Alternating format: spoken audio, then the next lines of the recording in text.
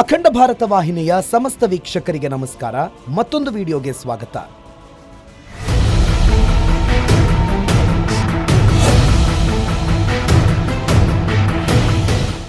ವಕ್ಫ್ ಹೊಸ ಕಾನೂನು ಜಾರಿಯಾಗುತ್ತಲೇ ಪಶ್ಚಿಮ ಬಂಗಾಳ ಹೊತ್ತಿ ಉರಿಯುತ್ತಿದೆ. ಹಿಂದೂಗಳ ಮೇಲೆ ದಬ್ಬಾಳಿಕೆ ನಡೀತಿದೆ.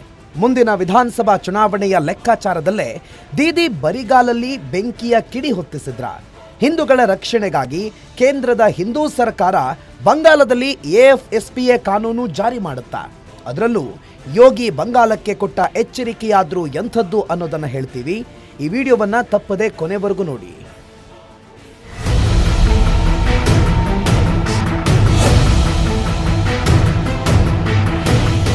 ನೀವಿನ್ನೂ ಅಖಂಡ ಭಾರತ ವಾಹಿನಿಯನ್ನ ಸಬ್ಸ್ಕ್ರೈಬ್ ಮಾಡಿಲ್ಲ ಅಂದ್ರೆ ಕೂಡಲೇ ಸಬ್ಸ್ಕ್ರೈಬ್ ಮಾಡಿ. ಹೊಸ ವಿಡಿಯೋದ ನೋಟಿಫಿಕೇಶನ್ ಪಡೆಯಲು ಬೆಲ್ ಐಕನ್ ಕ್ಲಿಕ್ ಮಾಡಿ. ಎಲ್ಲ ವಿಡಿಯೋಗಳನ್ನ ಶೇರ್ ಮಾಡೋ ಮೂಲಕ ಅಖಂಡ ಭಾರತದ ಕನಸಿಗೆ ಬೆಂಬಲ ಸೂಚಿಸಿ. ಪಶ್ಚಿಮ ಬಂಗಾಳದಲ್ಲಿ ಹಿಂಸಾಚಾರ ಮೇರೆ ಮೀರಿದೆ. ಹಿಂದೂಗಳ ನಾಡಲ್ಲೇ ಹಿಂದೂಗಳು ಜೀವ ಉಳಿಸಿಕೊಳ್ಳಲು ಓಡಿ ಹೋಗುವ ಸ್ಥಿತಿ ನಿರ್ಮಾಣವಾಗಿದೆ. ಪಶ್ಚಿಮ ಬಂಗಾಳದಲ್ಲಿ ವಕ್ಫ್ ಹೊಸ ಕಾನೂನು ವಿರೋಧಿಸಿ ನಡೆಯುತ್ತಿರುವ ಹೋರಾಟದಲ್ಲಿ 500ಕ್ಕೂ ಅಧಿಕ ಹಿಂದೂಗಳು ಮನೆಯನ್ನ ತೊರೆದಿದ್ದಾರೆ ಅಂತ ಬಿಜೆಪಿಯ ಹಿರಿಯ ನಾಯಕ ಸುವೆಂದು ಅಧಿಕಾರಿ ಮಾಹಿತಿ ನೀಡಿದ್ದಾರೆ.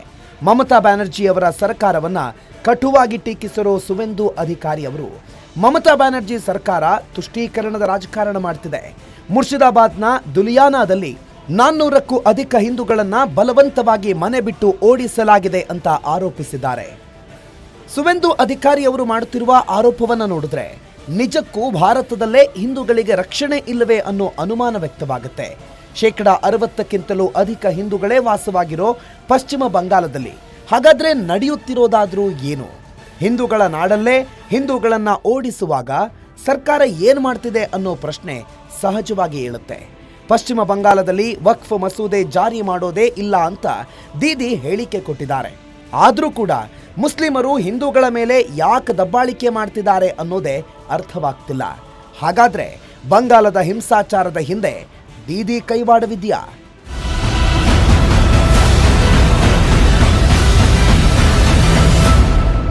ಪಶ್ಚಿಮ ಬಂಗಾಳದಲ್ಲಿ ಮುಂದಿನ ವರ್ಷ ವಿಧಾನಸಭಾ ಚುನಾವಣೆ ನಡೆಯುತ್ತೆ.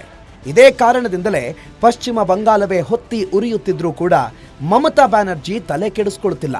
ಹಿಂದೂಗಳ ಮೇಲೆ ಎಷ್ಟೇ ದಬ್ಬಾಳಿಕೆ ನಡೆದ್ರೂ ಕೂಡ ಮುಖ್ಯಮಂತ್ರಿ ಮಮತಾ ಬ್ಯಾನರ್ಜಿ ತಪ್ಪಿತಸ್ಥರ ವಿರುದ್ಧ ಕ್ರಮಕ್ಕೆ ಮುಂದಾಗ್ತಿಲ್ಲ.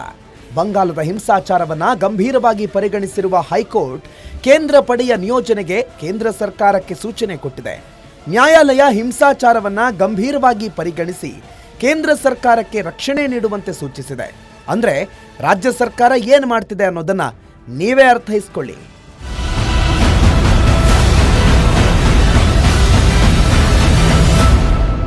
ಪಶ್ಚಿಮ ಬಂಗಾಳದ ಮುರ್ಷಿದಾಬಾದ್, ಮಾಲ್ಡಾ, ಅಸ್ಸಾಂನ ಉತ್ತರ ಭಾಗ, ದಕ್ಷಿಣದ 24 ಪರಗಣ ಜಿಲ್ಲೆಗಳಲ್ಲಿ ಹಿಂಸಾಚಾರ ಜೋರಾಗಿದೆ.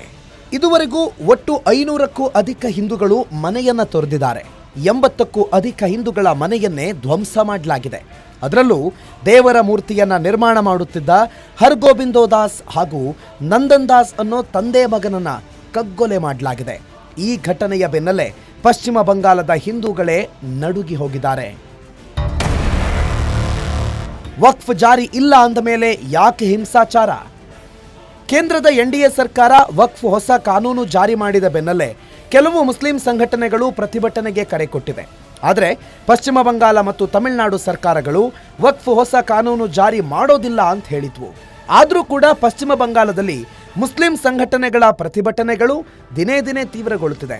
ಬಾಂಗ್ಲಾದೇಶದಲ್ಲಿ ಕಳೆದ ಕೆಲವು ತಿಂಗಳ ಹಿಂದಷ್ಟೇ ನಡೆದಿದ್ದ ಹೋರಾಟದ ಸ್ವರೂಪದಲ್ಲಿಯೇ ಪಶ್ಚಿಮ ಬಂಗಾಳದಲ್ಲೂ ಹೋರಾಟ ನಡೆಯುತ್ತಿದೆ.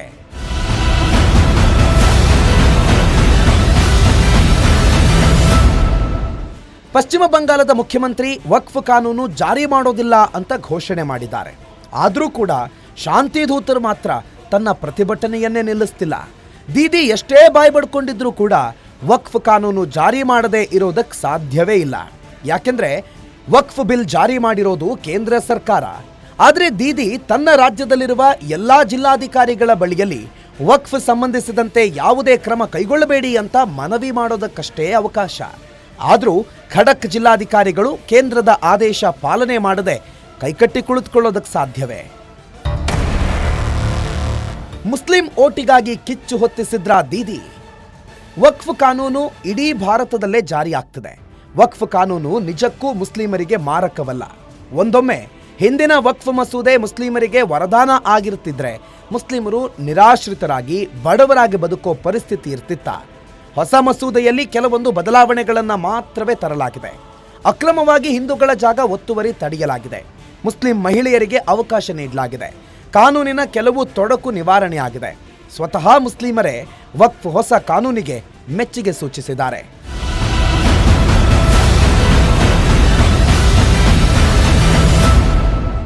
ಭಾರತದ ಎಲ್ಲಾ ರಾಜ್ಯಗಳ ಮುಖ್ಯಮಂತ್ರಿಗಳು ಕೂಡ ವಕ್ಫ್ ಹೊಸ ಕಾನೂನಿನ ವಿರುದ್ಧ ಚಕಾರ ಎತ್ತಿಲ್ಲ.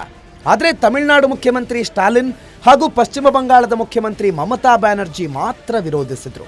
ಪಶ್ಚಿಮ ಬಂಗಾಳದಲ್ಲಿ ಸ್ವತಃ ಮುಖ್ಯಮಂತ್ರಿಯೇ ಹೊಸ ಕಾನೂನು ವಿರೋಧ ಮಾಡುವಾಗ ಪ್ರತಿಭಟನೆಯ ಕಿಚ್ಚು ಹೆಚ್ಚಿರೋದ್ರಲ್ಲಿ ಅಚ್ಚರಿ ಏನಿಲ್ಲ.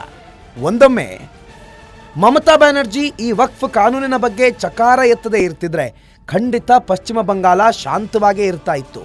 ಆದರೆ ದೀದಿ ವಕ್ಫ್ ಹೊಸ ಕಾನೂನು ವಿಚಾರದಲ್ಲಿ ರಾಜಕೀಯ ಲಾಭದ ಲೆಕ್ಕಾಚಾರ ಮಾಡಿದ್ದಾರೆ ಅನ್ನೋದು ಮಾತ್ರ ಪಕ್ಕ.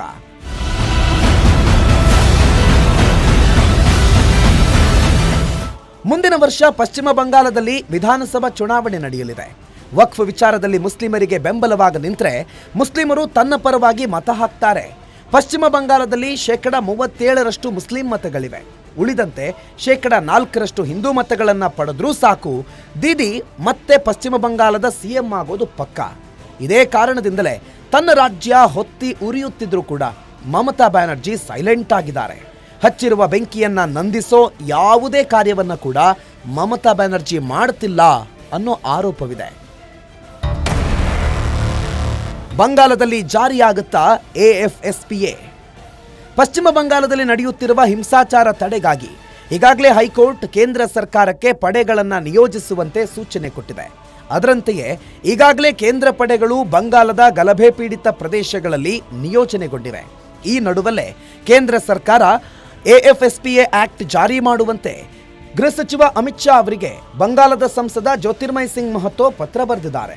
ಒಂದೊಮ್ಮೆ ಕೇಂದ್ರ ಸರ್ಕಾರ ಈ ಆಕ್ಟ್ ಜಾರಿ ಮಾಡಿದ್ರೆ ಭಾರತೀಯ ಮಿಲಿಟರಿ ಪಡೆಗೆ ಹೆಚ್ಚಿನ ಸ್ವಾತಂತ್ರ್ಯ ಲಭಿಸಲಿದ್ದು ಸೈನಿಕರ ಗುಂಡು ಹಾರೋದಕ್ಕೆ ಶುರುವಾಗುತ್ತೆ. ಗಲಭೆ ಸೃಷ್ಟಿಸುವ ಜನರು ಮನೆಯಿಂದ ಹೊರಬರೋದಕ್ಕೆ ಅಂಜುತ್ತಾರೆ. ಈ ಹಿಂದೆ ಕಾಶ್ಮೀರದಲ್ಲಿ ಯೋಧರ ಮೇಲೆ ಕಲ್ಲು ತೂರಾಟ ನಡೆಸಲಾಗ್ತಿತ್ತು. ಆದರೆ ಕಾಶ್ಮೀರದಲ್ಲಿ ಆಫ್ಸ್ಪಾ ಆಕ್ಟ್ ಜಾರಿಯಾಗುತ್ತಲೇ ಕಲ್ಲು ಕೈಗೆತ್ತಿಕೊಳ್ಳೋದಕ್ಕೆ ಭಯ ಪಡೋ ಪರಿಸ್ಥಿತಿ ನಿರ್ಮಾಣವಾಗಿತ್ತು. ನಾಗಾಲ್ಯಾಂಡ್, ಅಸ್ಸಾಂ, ಅರುಣಾಚಲ ಪ್ರದೇಶ ಸೇರಿದಂತೆ ಹಲವು ಗಲಭೆ ಪೀಡಿತ ರಾಜ್ಯಗಳಲ್ಲಿ ಈ ಕಾನೂನು ಸದ್ಯ ಜಾರಿಯಲ್ಲಿದೆ. ಒಂದೊಮ್ಮೆ ಬಂಗಾಳದಲ್ಲೂ ಕೇಂದ್ರ ಸರ್ಕಾರ ಇದೇ ಆಕ್ಟ್ ಜಾರಿ ಮಾಡಿದ್ರೆ ಬಂಗಾಳಕ್ಕೆ ಬಂಗಾಳವೇ ಸೈಲೆಂಟ್ ಆಗೋದು ಪಕ್ಕ.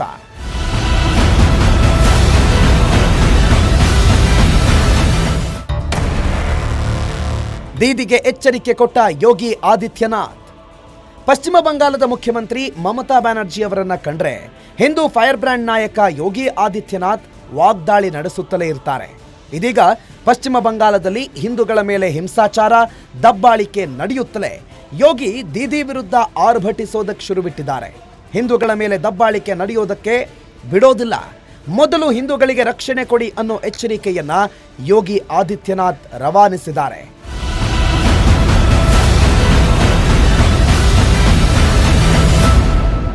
ಪಶ್ಚಿಮ ಬಂಗಾಳದಲ್ಲಿ ಹಿಂದೂಗಳ ಮೇಲೆ ನಡೆಯುತ್ತಿರುವ ದಬ್ಬಾಳಿಕೆಗೆ ಕಡಿವಾಣ ಹಾಕುವ ಸಲುವಾಗಿ ಕೇಂದ್ರ ಸರ್ಕಾರ ಮಧ್ಯ ಪ್ರವೇಶಿಸಲೇಬೇಕಾಗಿದೆ.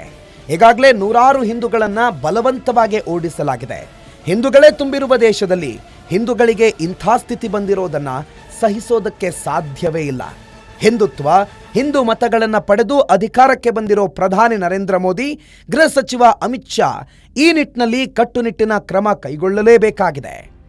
ಮತ್ತೊಂದು ವಿಡಿಯೋದ ಜೊತೆಗೆ ಮತ್ತೆ ನಿಮ್ಮ ಮುಂದೆ ಹಾಜರಾಗ್ತೀವಿ. ಅಲ್ಲಿವರೆಗೂ ನೋಡ್ತಾ ಇರಿ ಅಖಂಡ ಭಾರತ, ಸನಾತನ ಯುಗ ಆರಂಭ.